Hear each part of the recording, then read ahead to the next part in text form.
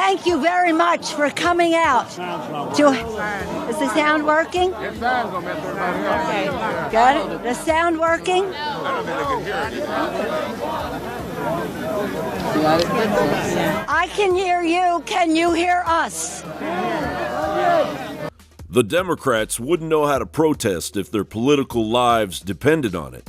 And they do. Led by the perpetually neurotic House Minority Leader Nancy Pelosi and Senator Chuck Schumer, the Democratic Party attempted to right the sinking Democratic ship and failed miserably. Is the sound working? I don't think it is. Good evening, everyone. I'm very proud to stand with the members of the House Democratic Caucus, soon to be joined by the Senate Democrats as well. Mike's not on. It's not on? Now we'll hear from Andre Carson, a Muslim member of Congress. Excuse me, GK. Andre.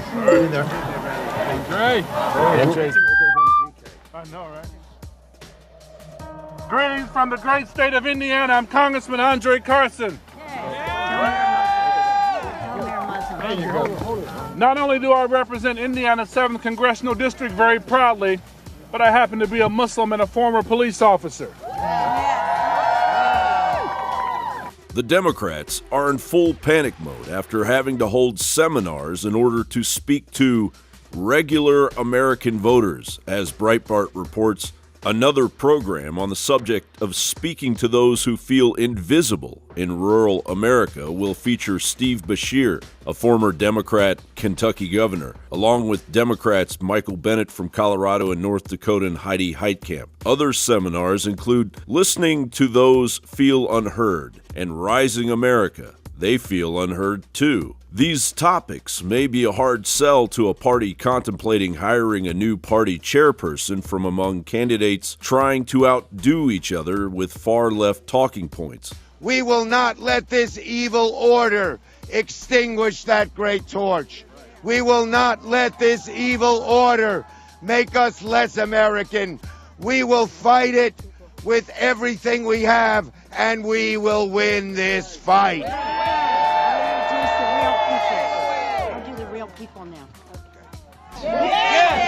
And now it is my privilege, our privilege, to introduce Farah Amir Kamal and Omar Al-Mazdad with their stories, their courageous stories. Are they here? Where are they? You described what happened in November as the alleged election. I think I'm quoting you exactly, the alleged election. By that, did you mean that it's an election that didn't actually take place, or that we should pretend didn't happen, or what did you mean? As someone who wants to lead the Democratic Party, what's your position on that? Something happened in this election with Russia. Something happened that was so significant that the Democratic members of Congress that got that classified briefing stormed out of that room. Of course, it doesn't help when DNC chair candidate Sally Boynton Brown goes after the few white Democrats left. And my job is to shut other white people down when they want to interrupt. My job is to shut other white people down when they want to say, oh no, I'm not prejudiced. I'm a Democrat. I'm accepting. My job is to make sure that they get that they have privilege. And until we shut our mouths and we listen to those people who don't, and we lift our people up. Former Vice President Joe Biden is now endorsing Tom Perez for DNC chair. Donald Trump is a fraud. He's in it all for himself. Donald Trump is all about prosperity for himself. Me, myself, and I. That's not what the Declaration of Independence and the Constitution are about. Donald Trump is a fraud. As the Democratic Party continues to implode. John Bound.